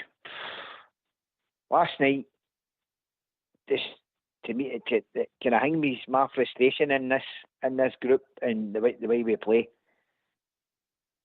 I thought it's a hope it kills us, isn't it? It really is. It's early years.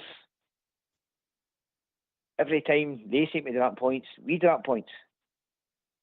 And we brought in a group of new players, and for them to turn around and say about new players needing time to settle and all the rest of it, man, other teams seem to get players in and they can settle and get playing. I really don't know. I don't want him to get sacked. I hope he's a success. But performances like last week can't be allowed. They shouldn't be allowed. So where are we? God knows. That's fair, mate. If that's how you feel, that's fair. Rob? I think we're closer to what we are expecting to see from last night. But if you look at last Sunday, you look a million miles off it. I think we're just looking for consistency, Ox. And I don't know if that comes from trying to keep this core starting 11 as such. I mean, we are sitting here talking about how good a combination Barron and Barron and Raskin was last night. That's a combination. You kind of keep that going. The minute you change it, you're kind of going backwards again of trying to find a two that work well with each other. I think last night they complemented each other well, so that's your basis to try and keep a good structure, keep 11 and have consistency. Obviously, injuries can change that at any minute, but I think as long as we can keep a core 11 starting, and he knows who his strongest starting is, we can go from there. So I think we're still in a bit of a transition, despite it being in quite into the season, of what we actually want to be. But we may not be as far as we think if we look at last night's performance. Did you mention consistency? I certainly did. Well, let's have Southside Super 6.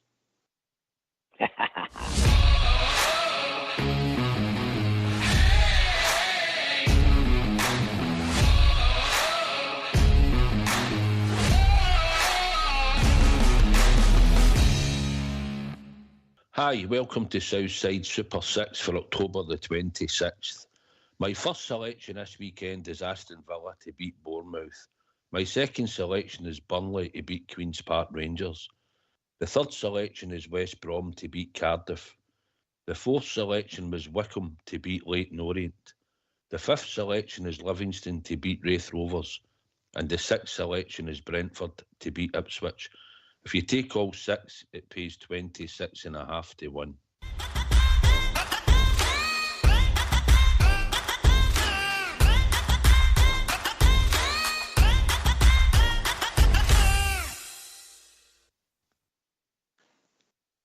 Yes, consistency. PRS, Stu. Any comments, Southside? Consistency. So you decided to slaughter me last week on text. And at the end, it was actually... I get beat by 2 goals. One game finished 1-0. And I done the 2.5 goals. And I changed the one that was kicking off at 12:30. And put in one for 3 o'clock. And the one at 12:30 banged in and all, didn't it? And the one I changed it to didn't. So I was a bit annoyed as it was without you adding to it. I just gave a few comments, mate, just to let people update their line, mate. I'm only supplying a service. Aye, but you sounded like it got slaughtered.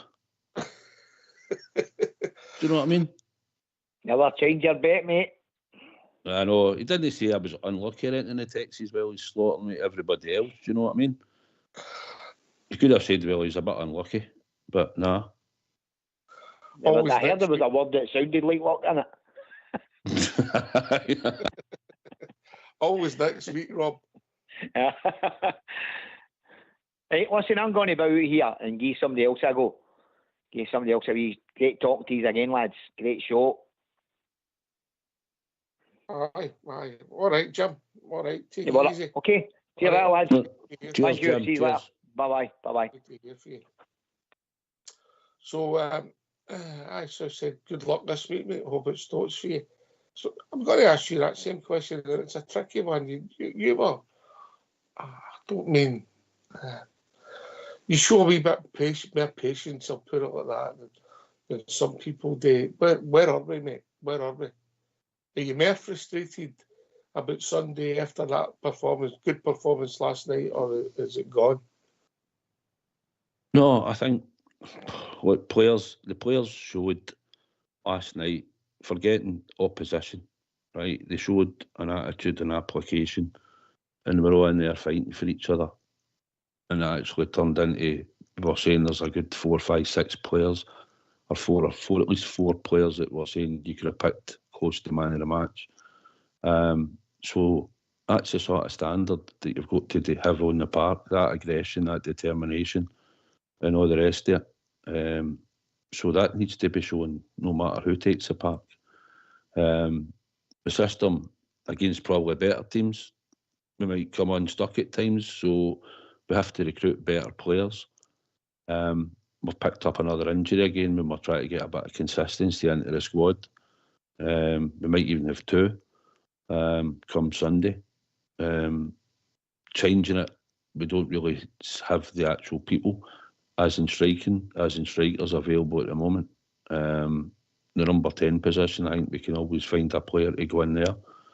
So the league, it'll be dictated to by the results in the league. You heard me on Sunday when we spoke Hawks, you knew my feelings on Sunday.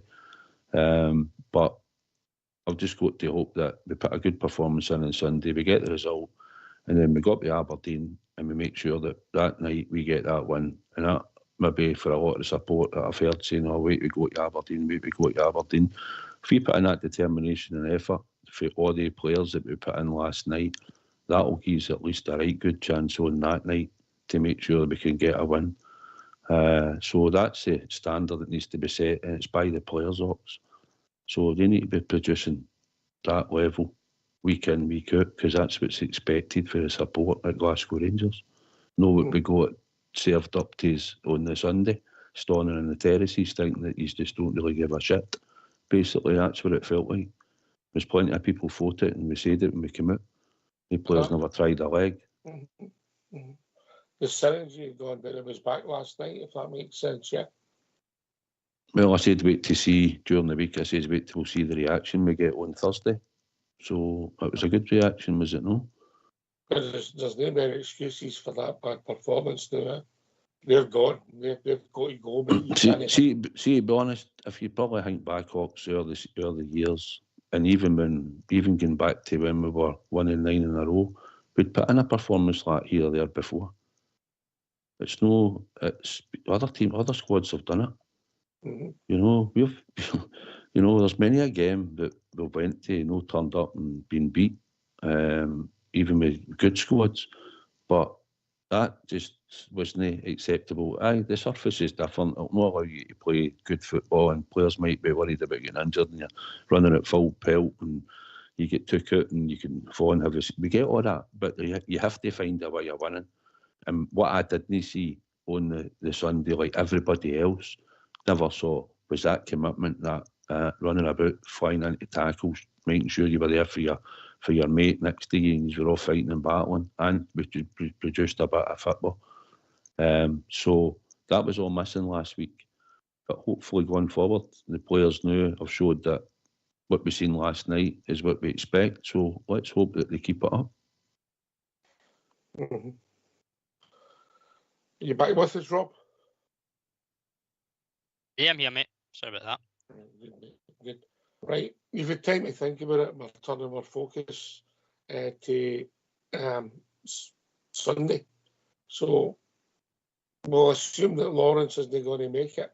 Have we got to assume that Dessers is out as well? What do you think, Southside? Well, he seemingly had blurred vision and all that in his eye. He sort of panicked, and that's how he came off. I'd like to think he probably would be fit unless would you be bothered if Viggerman started and Dessers was on the bench?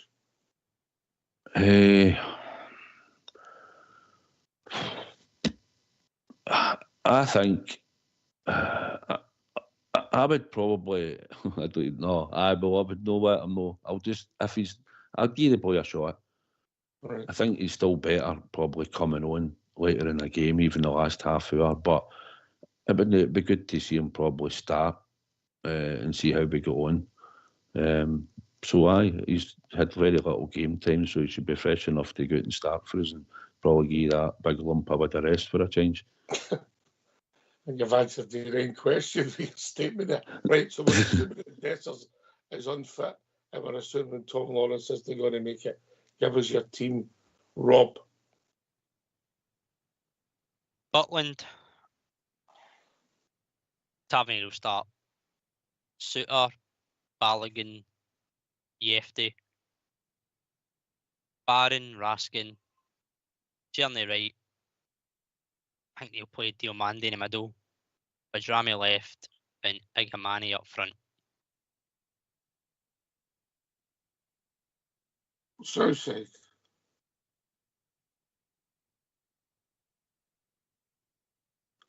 Team. Nope, sorry, I was doing a bridge man there. You want me to pick my team? Aye, why are you picking your team? I was thinking about what Rob said there. I'll go with Butland, Pashabiro, Suter. I'd rather keep Balogun probably for the Wednesday night up at Aberdeen, if I'm honest. Rather than maybe play him in case anything happens to him. I'll put Balogun in. And Yefty. Midfield, I'll keep Raskin, Barron. I'd play Diamande wide left, Bajrami through the middle, Tierney on the right, Igamani up front. Have we seen Diamande wide left? Listen, he's played wide left before he came to us. Aye, I'm just saying, have we So, seen him play wide left? no, but if I want to put him into a 10 and I want to do that, I'm not really wanting. I'd rather just take Tav out and put him in the right. I don't really want to jig McCausland on the left because it'll probably not work. So somebody with a left foot that can take the ball and carry it, isn't maybe as skillful as Bajrami out there would be. I mean, you could change it. You could put him in a 10 if you want. Diamande as the 10 and keep him out wide left because Clement could do that, just depending on what he thinks who'll have the better quality when he looks how he thinks he'll set up. It might need pace and that to beat their fullback. I don't know. It'll be down to what you think so in the day. But at the end of the day, we need to have forward-thinking players up front. And we need to end up playing them somewhere, I think, keep the energy levels up. And maybe we might go on the end of something and score or create. So I think we should have forward-thinking players in their positions. Okay, all right. I've had a text. And it's through the one and only Allbear. Where are we? We're halfway through a rebuild. That's where we are. Doesn't mince his words, that man, does he?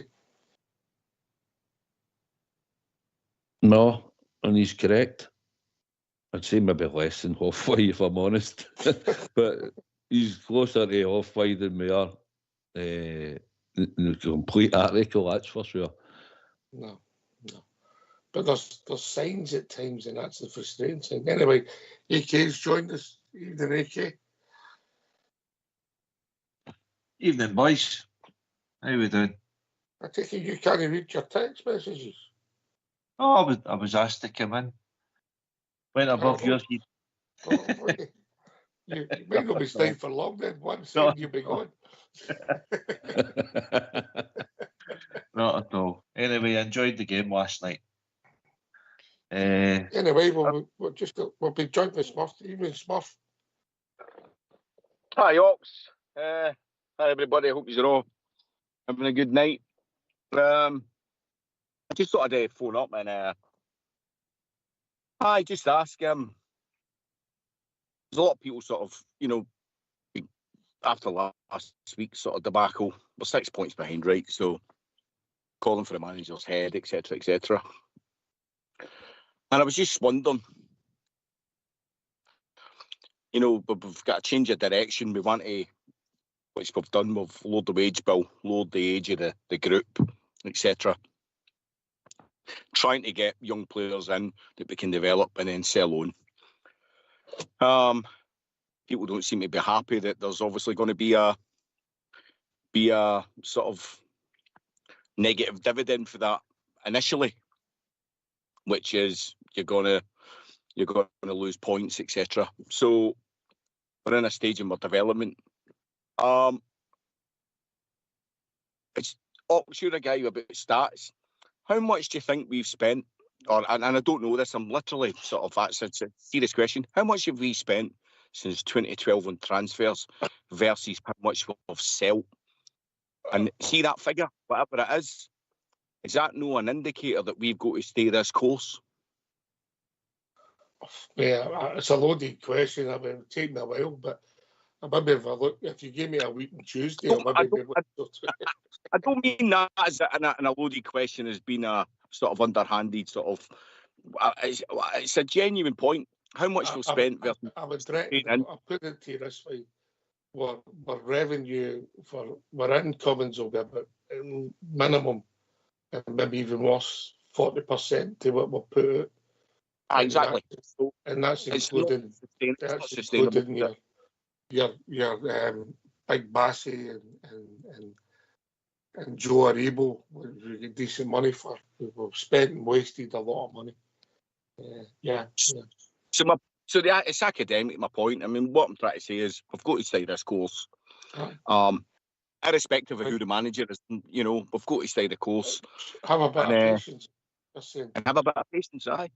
I think the frustrations, I'll let AK come in with this. I think the frustrations come from the Malmo performance, last night's performance. I'm not saying they were the greatest side. And then you have the performance against Kilmarnock, the performance against St Johnstone, who are not as good a teams as that. And that's where the frustration some of came from. AK. I'd agree with that. But I think you can go back to Gerrard's days as well, Ox, Smurf, Southside and Rob. I think that we always seem to raise our game in European stage for some reason, but when it came to a domestic match, we always seem to, have that in us to no take advantage. I think Jim touched on it earlier. Every time they seem to drop points, we seem to drop points. We can't take advantage of it. So it's a kind of mental side of the thing, a mental block with the players. But it's obviously it's different players now. It's different teams. It's different managers, different philosophies. But it still seems to be the same Achilles heel that these players can raise their game for European games. But when it comes to the bread and butter, Kilmarnock away, Ross County, Dundee, Aberdeen, Hearts, that's the bread and butter for the support Ox. That's the games that we want. We want a reaction, aye, but we're fed up having a reaction. It should be consistency. But because of the age group of the players now, it's going to be inconsistent. When you look at the team that finished the game last night, Ox, Cashin Werner, Yefty, Barron, Raskin, Diamondi, Lovelace, and Iganami. There's 7 players, 7 young players. So you can see the development of the team as such with the restructure of the age group of the players. But because of that, it's going to be highs, there's got to be lows. We need to get a consistent level of performance. Rob? I think it's a secret that when we play European games, the teams that we come up against are more open and expansive, and it kind of suits the way we want to play, that we can be a bit more direct, that we don't need to be patient, pass the ball side to side. I think that's where we've probably punched above our weight at times in Europe because teams are so open and expansive. But when it does come back to league form, we are trying to get behind 2 walls of 4-4-2, a bank of 5 in the middle. You're kind of up against it all the time, and we come up short to kind of break that down at times, and that's where the downfall when frustration comes from. As you said, we know we can put a performance in a European level against much bigger and stronger opponents than there is in the Scottish Football League. So it is that consistency, as AK says, but it's different teams, different setups, but we just need to know how to break these teams down when we do come up against stubborn and resolute defences. And we've got players on the book socks and on the park that have the tactical ability and awareness to do that. It is just getting that consistency, as AK says, and that comes as well with your consistency of team selection. Obviously, injuries can change that at any point, but the more consistency that we have on the pitch as a starting 11, and you've got your subs who can come on and impact games, you grow from that as well. So it is just developmental in the players and the management of the players as we go forward and becoming stronger. He did say when he first came in, Clement, that there would be bumps in the road. We've certainly had a fair share, and I dare say there'll be a few more, but it always is, for me, the reaction after the bumps in the road. And we got that on Thursday night, and now it's just keeping that going into the league form Sunday and then Wednesday.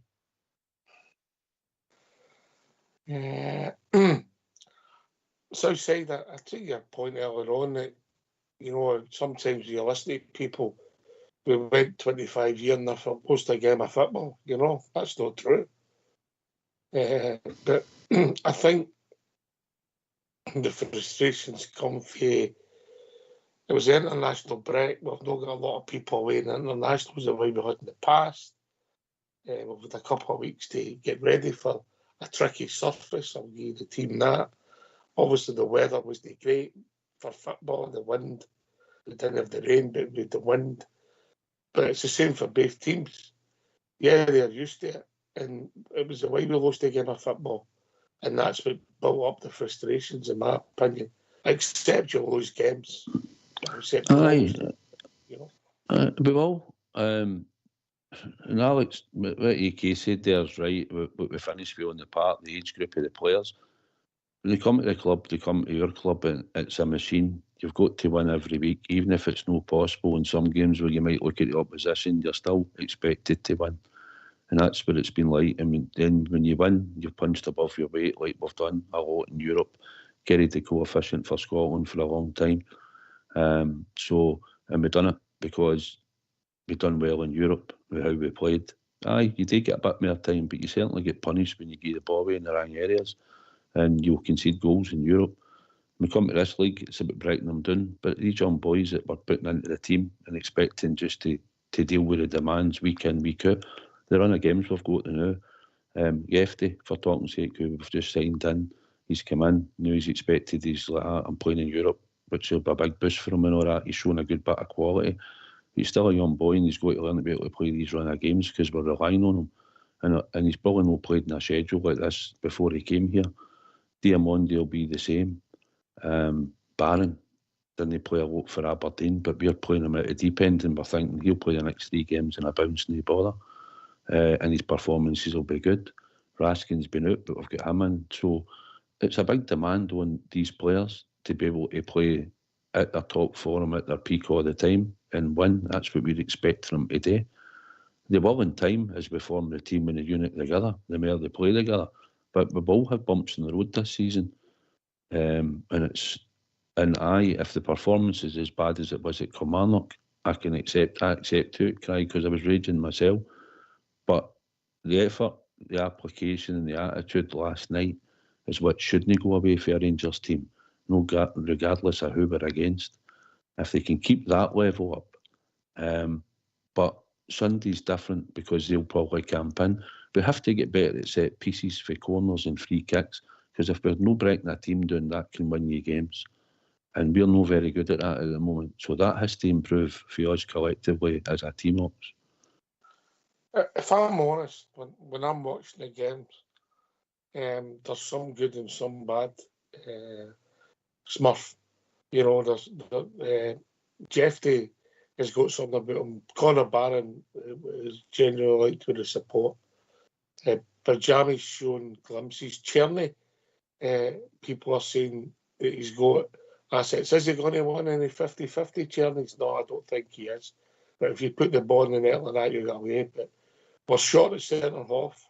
We're short in numbers in midfield because we've only got a couple of players there, and Sterling's not been fit. You know, if we're honest, and we're short, really short, a centre forward, and that's where you've got a number 10. If that is Barjani, the centre half, the centre forward position, we are short, and it needs to be addressed. We're short of numbers and we're short of quality. Smurf. I totally agree.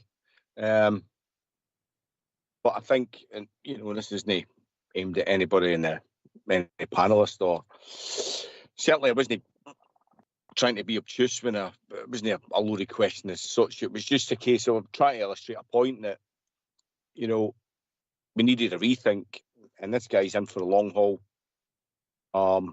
We know about our troubles off a park. The guy showed a commitment. I just hope the support can see the big picture and can show a level of commitment to Clement as well, because I think there is blue shoots. You're right. We need a centre half. We need a number 6. Arguably, we still need a number 10 as well, because there'll be guys leaving. And we definitely need a starter up front. There's not going to be Dessels. And that's a spine and a backbone of a team.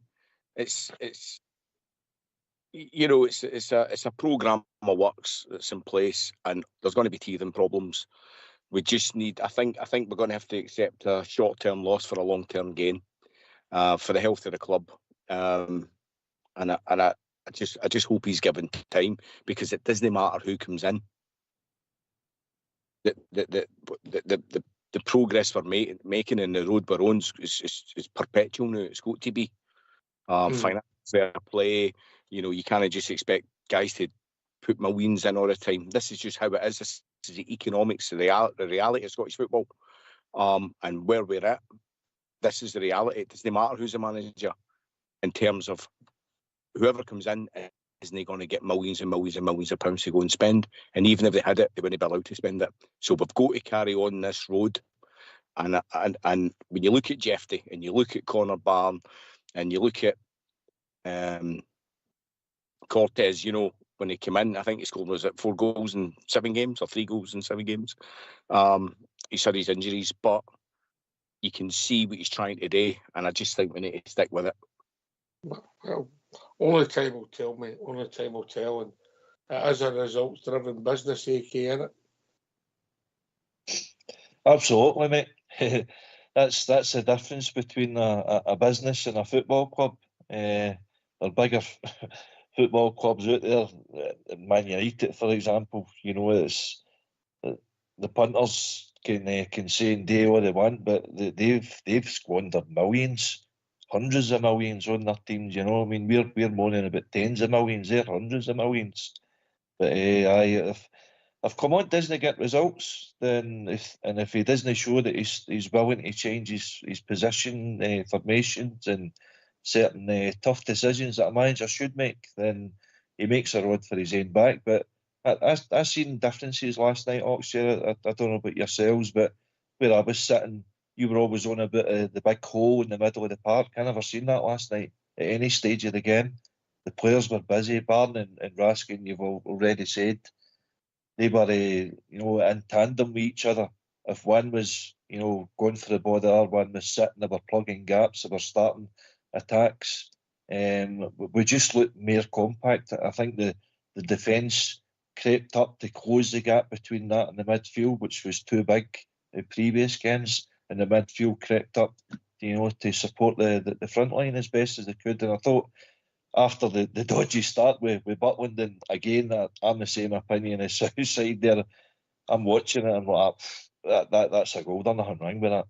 But there was a few that went round the Fully Ibrox end, and then 10 minutes later we're in front.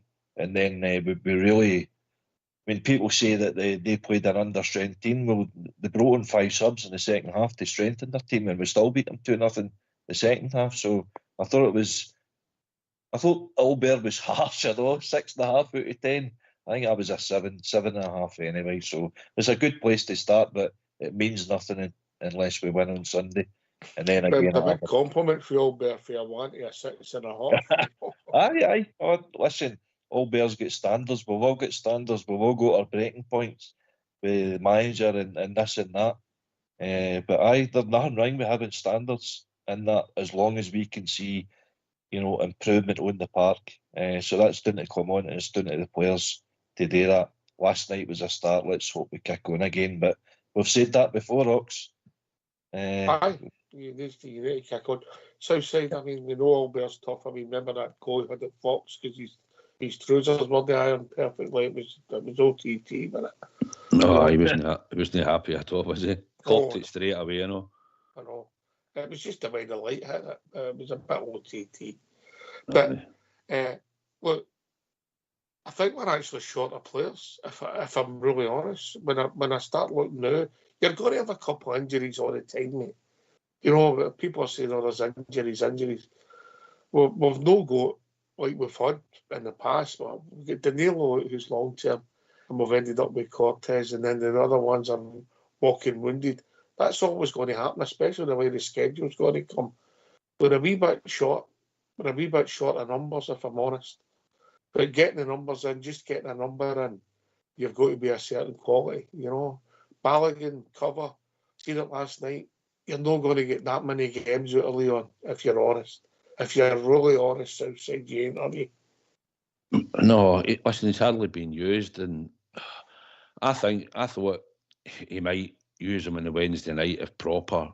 If he plays on Sunday, my thought was, I don't know if he would play 90 minutes and then you'd maybe think, well, he's maybe going to play him against Aberdeen. I wouldn't mind if he played against Aberdeen on a Wednesday night and he didn't take part on Sunday. But it'll be up to the manager what he's going to do. But no, in the past he couldn't do the 3 games. But he's certainly decent in the air, and it gives you a threat for set pieces. And if you had Big Nana one in the team as well, he could get Sell in the box and be another threat in there. And if Dessers was starting, he's another threat at your side, although he's never actually, I think he scored a header for a corner. But that's something that we lack. So when games are tight and you're struggling in games, you need to have something else to win you the game. And that's the threat at the moment that we have no shown. But St Mirren shouldn't really be that big a threat. You know, they've no won an away game this season. And we've been decent at home with our record. So at the end of the day, we should be looking to put them away. But they'll be stuffy, they'll be stubborn. But like I say, if you can create that opportunity, hopefully the next time we'll start seeing going forward is we will start to be a bit more effective for corners and free kicks, because it's something that we need to add to our game. Big part of the game, Robert. It is, and the Southside's right. If you can't get the breakthrough through the defence in the midfield, the way they set up, you kind of want to be using your set pieces to your advantage, but we know it's an area of concern. I mean, the obvious choice to do, or easiest idea would be, is change the taker for these free kicks and corners and see if you can work something differently. But it seems to be the usual suspect that puts the ball in. Mix up a bit, play a short one, change the angle, change the taker, try it. You won't know until you do it in a game. It might work in the training ground, but until you go in a game situation, you might get a break of the ball where it just lands at somebody's foot and they tap it in and it's a goal and it could win you the game. So certainly an area that I think we need to improve on is Southside and AKC as well. Oh, it's a big part of the game. Smurf, how do you think he's going to go on Sunday, mate?